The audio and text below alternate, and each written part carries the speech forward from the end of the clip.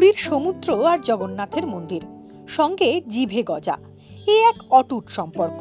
বাঙালি তো বটেই, অবাঙালিরাও জগন্নাথ দর্শনের জন্য দেশের বিভিন্ন প্রান্ত থেকে ছুটে আসেন, যদিও অহিন্দুদের জগন্নাথ ধামে প্রবেশ নিষেধ।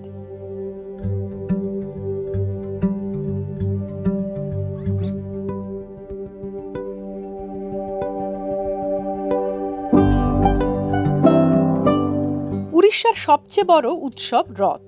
প্রতি বছর রথের উৎসবে পুরীতে অন্তত 12 থেকে 15 লক্ষ মানুষ ভিড় করেন।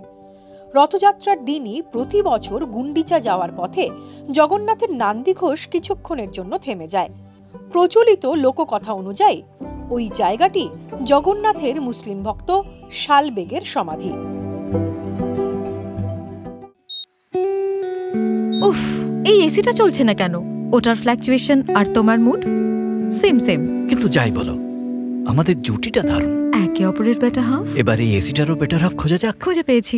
Wow, looks good yeah. চলো এক মধুর পার্টনারশিপ করে তুলি, তুমি, আমি আর ভিগার্ড এসি স্টেবিলাইজার্স।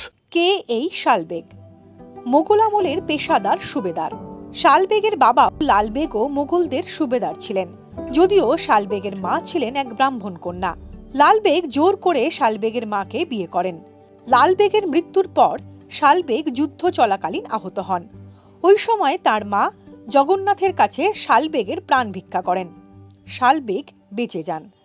এরপরে তিনি জগন্নাথ দর্শনের জন্য পুরী এসেও মন্দিরে ঢুকতে পারেননি।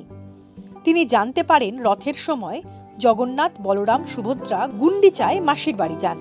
তখন দর্শনে কোনো বাধা থাকে না। তিনি সেই মতন ফের পুরীর উদ্দেশ্যে রওনা হন, কিন্তু অসুস্থ হয়ে পড়ায় সময়ে পৌঁছতে পারেননি। জনশ্রুতি, শালবেগের অপেক্ষায় জগন্নাথের রথের চাকা নড়েনি। শালবেগের মৃত্যুর পর ওই জায়গায় তাকে সমাধি দেওয়া হয়।